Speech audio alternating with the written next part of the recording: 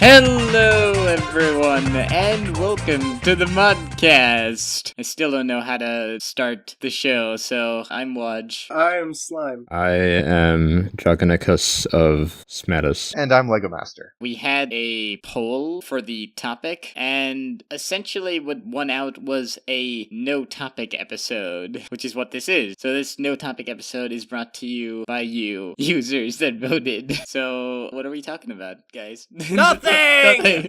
We're talking about nothing! I would like to hear the story about John killing Slime. Or is it Slime killing John? Somebody tried to kill somebody. Actually, it's about me brilliantly escaping from Slime's machinations. What is the context for So, this? context time! We've been running a Biocraft server for like 10 years now. And by 10 years, I mean 3 months. I ran the first one, and since it was a Minecraft Realms free trial, I basically downloaded the map, gave it to Indie to make the next realm. That realm has now expired, just today, and so, we've shifted hands once more to Slime. Although... Yeah, but Slime. what has happened, instead of me putting up the Biocraft map, is I am a filthy sellout, so what I did instead was I posted my own map from 2013 onto the It's game. super edgy. And so everyone has been playing on that, and it's been great, and totally not broken at all. It's totally radical, dude. If you're not aware of my map, which is called Cave Survival, you're in a cave, and you have to survive, and you Really? do challenges, and it's not at all like Skyblock, no. But it's worse than Skyblock because there's actually ways you can escape, which I discovered today multiple times. So, some of the dudes made another portal, which Slime had anticipated. He had crafted invisible blocks all around the nether portal that created a tunnel to another portal, which led you to an area that you also couldn't escape from because of invisible blocks. But the flaw in this was that there was a gap in the invisible blocks that you could escape from. And so a bunch of people did that, but Slime managed to run them back up. But I did it, and I think it was set so that if you died, you'd keep your stuff. And so I had a bunch of netherrack in my inventory. Yeah, and then you climbed out. I already solved that problem. I climbed out and I fell into water because there was a river, and then I went and made a little cave for myself, and then I logged off, so Slime can't get me. Instead of cave survival, it's basically prison escape. That's the meta It game is. here. Pretty much. Prison break the server. For the Biocraft Let's Play, though, the next one will probably be about how we're making Metro Nui. Rather, Indie is spearheading the creation of Metro Nui, not a micro build, as it was. When it comes to recreating things like Metro Nui, what do you think is people's motivation behind doing stuff like that? Like, what is kind of the drive to try to replicate something like Metro Nui in Minecraft? Because it's not going to be 100% accurate, right? It's going to be heavily stylized because of how different Minecraft is from pretty much any other sort of fantasy medium. When you create something in Minecraft, regardless of if it's accurate or not, it's tangible. You know, you can walk around it, you can look at stuff. So I feel like when people want to create that sort of stuff in Minecraft, it's wanting to be able to create a tangible map that you can explore that's of the Bionicle universe. I've always viewed Minecraft as basically infinite Legos. Did you just say... Legos? Yes, I did. Sue me. John, I'm afraid I'm going to have to kill you now. Well, good luck with that, since I'm not online. I think with why people try to recreate worlds in Minecraft, it's sort of like any kind of adaptation or interpretation of media. Stories can be adapted into films, and I guess there are some that get adapted into video games. Are they? The Witcher games are inspired by a series of novels, I think. Alien Isolation is based on Alien, even if it's not a direct adaptation. 10 years ago, there were movie tie-in video games all the time, though those have kind of died out. Well, yeah, I guess it's because the production cost of those types of games went super high, and just a lot of people realized that they usually aren't that great.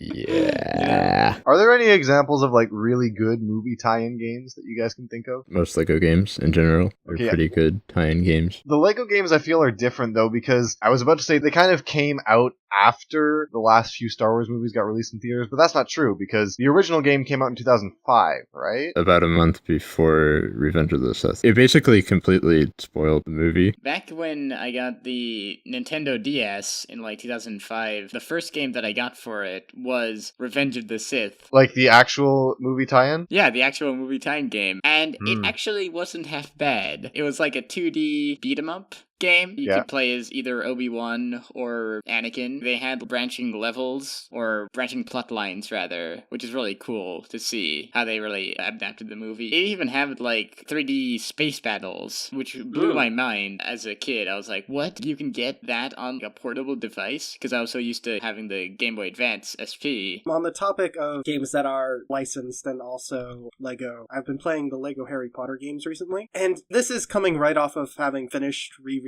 the books again, and it is so weird to see arguably one of the best literary series of, this decade interpreted in a way that has literally no dialogue. It's Yeah. really cool how that's done. As a graphic design minor, we Oh, often man. talk about how, you communicate through the visual as Yeah. opposed to just directly. Those games do that so well, because, how do you express the Half-Blood Prince without actually ever saying or even spelling with words the Half-Blood Prince? The way you do that is you take a droplet of blood, slice it in half, and put a crown next to it, because that makes sense. I remember playing Harry Potter years 5 to 7. I never played the original game, mostly because I heard it was a little bit buggy and Oh yeah, game-breaking bugs. There was this one level, I think it was in the third movie, the last level of the third movie, where you go through and at the beginning of the level, and there's this gargoyle that has to sneeze some fire onto an ice sculpture to unfreeze it. You build the gargoyle and it's supposed to sneeze, and it sneezes and it crashes your game every time. Game-breaking sneeze. That's what this is called. And you have to run it in 420p or something or whatever. I had to physically go into the game files and edit stuff around so that all the lighting was messed up and the particles were oh wow. all off, because if you had all those things set on the regular setting, you just literally couldn't get past the level and you couldn't advance in the game. Just from a technical perspective, was it because they coded too many particle effects to come out of the gargoyle when it sneezed, and so the game's engine just overloaded or something? I guess so, but it's not even it's a ton of particles. The issue that I see with both of the Lego Harry Potter games is that it just seems like there wasn't a whole lot of effort put into them. Or maybe stress testing is a better word? Yeah, because both of them do have bugs. Years 5 to 7, I remember playing through that. The spell system kind of threw me off a bit, and the Hogwarts hub world really threw me off. Is it just me, or was it very easy to get lost in Hogwarts? Yeah. Once Nope. you No? before you learned how to, okay, Mister, I can memorize every single part of the map instantly. I had trouble going through Hogwarts, but the thing about that I love about the Harry Potter games is that the Hogwarts overworld is pretty much exactly the same in both the first game and the second game. Oh, Just really? the second game has a little bit of better graphics. Yeah. That, to me, coming straight off of the books, that's really cool to be able to, explore Hogwarts, because you can't really do that in any other game. Well, you can in, I think it was the Order of the Phoenix game. They have a full life-size replica of Hogwarts. I don't count that, Why not? because it's non-canonical. And Lego Harry Potter games are totally canonical. Yes. I never have actually owned a DS, but I was part of the generation that essentially kind of grew up in what one might call DS kid culture. As in, tons of people around Oh, me yes. had DSs, and I remember kind of tracking as the technology would get better and better over the years. Because it originally started with, the original DS, right? When did that come out? That was 2005. Yeah, I had a very similar experience. It was pretty much a whole huge craze when the DS came out. Everyone wanted to get one, Mhm. and I was one of those people. At launch, there weren't a whole lot of games, but I had gotten the Star Wars game, and also later, my second game was Bomberman DS, which I love. Oh man, Bomberman is great. All the people around me, though, had only one game, and you know what that game was? It was Nintendogs. And What? Wow. yeah, because that was all the craze. What I wanted to do was play multiplayer games. And even though Bomberman that I got later had the cool DS DS download play where you only needed one cartridge to play 8 players simultaneously. Pretty much nobody wanted to play Bomberman with me. Everyone was too busy just playing Nintendogs. As a kid, I was like, why? Why, guys? Is it even really a game? Just kind of a pet simulator, basically. I'm not fond of that type of game. I hesitate to call it that, I guess. You hesitate to call it a game? Like, you don't think that it's... I mean, I don't know. I guess then it gets into a weird... What is a game? Debate is what is a game? I still have my original DS, but it's basically broken. The top half of it, the screws, have gone loose. You can kind of see the circuitry inside of it, but it still works. You can still turn it on and play games on it. And I'm like, I'm playing on a carcass of a machine.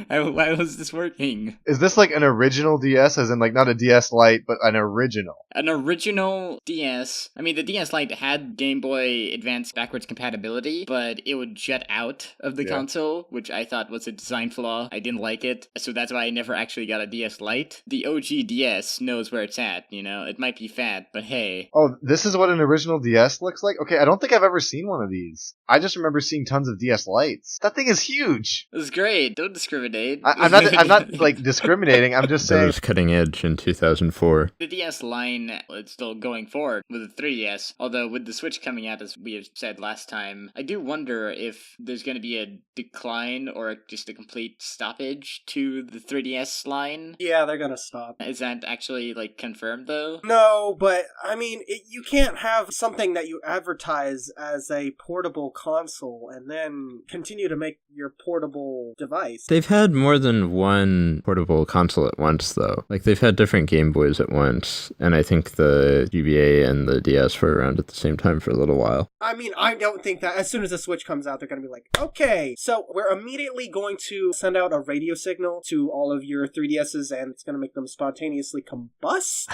So have fun with your Switches. No, it's obviously gonna be a transition period, but I can't see them continuing onward with the DS line. The experience of the 3DS is kind of unique, and it's still profitable for them. I think that's what it comes down to. If the 3DS keeps making money, and if they don't think it's creating internal competition with the Switch, they'll probably keep making it. Does the Switch accomplish what the DS does now? I'm really not very familiar with Nintendo. When I went off to college, I went from in high school, basically, I think it's probably because also electronic devices weren't allowed in high school as they were in college, but I did not see any kind of DSs or any type of really gaming consoles in high school. People had phones and that was it. And then when I go to college, I see tons of people. That's because Nintendo isn't cool when you're in high school, but then suddenly everything from your childhood becomes cool again in college. No, man, maybe it's because I wasn't that cool. But hey, man, I brought my Pokemon, challenged my friends at lunch. It was great. We had some epic battles. How much smaller is the Switch, and how much less, I should say, of a footprint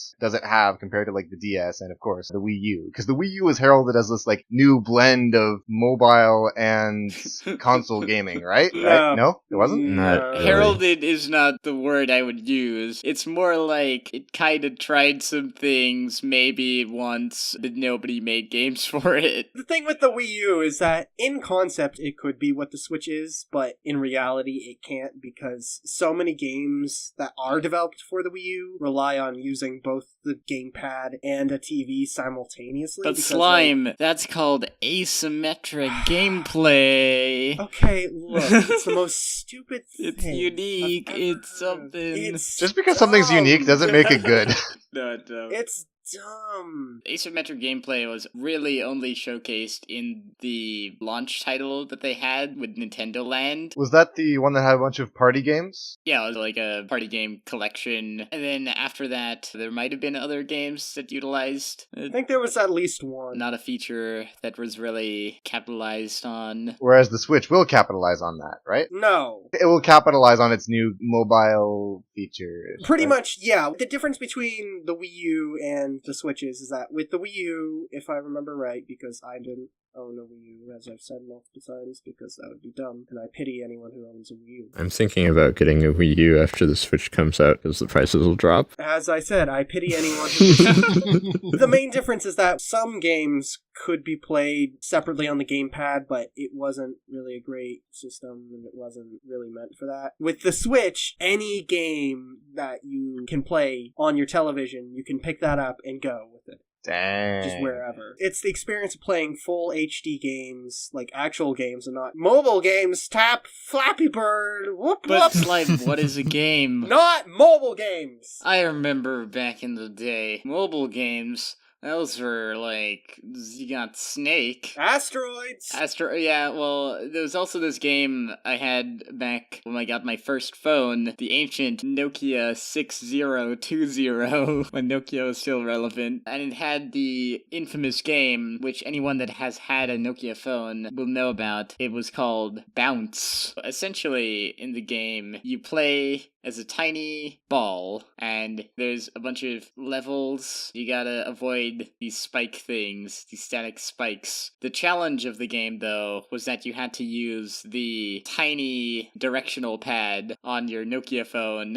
I was talking about this with a friend. We basically found out that the iPad, you can also get bounce, but they have like these huge buttons. Everything's blown up to like HD. I'm like, that's not the bounce experience, man. The agony of trying to use the directional pad and like being so close to the spike. It was not good, but hey, that was what mobile games were like, man. But now it's all like apps and stuff, and I'm like, yeah, some games are quite good, but I don't know. I guess I have a bit of nostalgia for the old style games that weren't like touch based. I mean, I guess there are games that also use an actual controller, but more about just using like a tiny directional pad on your mobile phone. Yeah. Like, I don't see that at all. Probably because mobile phones don't have directional pads anymore. Yeah, that's it. But hey, man, I had the Nokia Taco for like a week or so. The Nokia N-Gage, if none of you know what that is. Did you say Nokia Taco? Yes, the Nokia Taco. The N-Gage was trying to capitalize on the Game Boy Advance's success, and so it pretty much looked like a Game Boy Advance. Oh, yeah, Whoa. these things. What on earth? I had gotten one just because I was like, oh, well, I mean, I play games, right? That's what you do on your phone. I have mad bounce skills. Trying to use it as a phone, it failed miserably at that. Every time I'd try to call somebody, it looked like I was trying to eat a taco with my ear or something. So I had it for like a week, and then I was like, okay, this is garbage, and then I traded it in to get an actual better phone, the Nokia N80. The iPhone might have been out at that point, but the smartphones really weren't prevalent. Now the analog buttons and such are a dead meme. That is just such a weird phone design. Of course, they're trying to capitalize on the whole, like, Game Boy portable console thing. And I guess maybe it sort of shares some design elements with, like, some Blackberries. Blackberry, that's a name I haven't heard in a long while. What is this blackberry that you speak of? Is this the fruit that you eat? You know how some Blackberries, especially in comparison to iPhones, they were squatter, they were wider, right? It's the pre-touchscreen iPhone, basically. I never actually got a Blackberry, but I thought it was really cool. Back in the day, I was like, do people ever have PDAs, like personal digital assistants? It sounds like the most nerdy thing to ever exist. Yeah, I remember hearing about Yeah. those. I had really wanted one, and I guess BlackBerry basically functioned as a personal digital assistant, but I never actually did get one. Oh yeah, they had like their tiny analog keyboards, like actual full-blown QWERTY keyboards. Yeah. How could you even type anything on that? I wonder. Oh, those must have been terrible. Like, people complain about the touch keyboard for, like, the iPhone, but man, look at these Blackberries. On-screen keyboards for things like modern smartphones, I feel like it's very different from textile physical keyboards where you have to physically push those buttons in. With smartphones, most of the time you use not the palm of your finger, but that kind of raised section inside your finger, the place where there's the fingerprints. With a BlackBerry keyboard, you'd almost need to use your fingertips, like the actual tips, almost your nails, to try to type it in, it seems. That's just weird. But People used them. They were like super, super popular at one point, right? Like, if you had a keyboard, that means you were in with the cool kids at school, definitely. I don't know if you could get high scores at Snake, but seriously, man, if you had, like, the backside score in Snake, you were considered the king of cool at your school. That's how it was back in the early 2000s. Wait, kids had Blackberries in the early 2000s? I always thought that the stereotype was mainly business people having Blackberries. Yeah, I don't think like school kids ever had Okay. Blackberries. Only the cool ones, alright? Only the cool ones had them. They could afford them. They were pretty expensive. Those good times back then. That has been your No Topic Modcast. Thank you, people, for voting. Goodbye, everyone.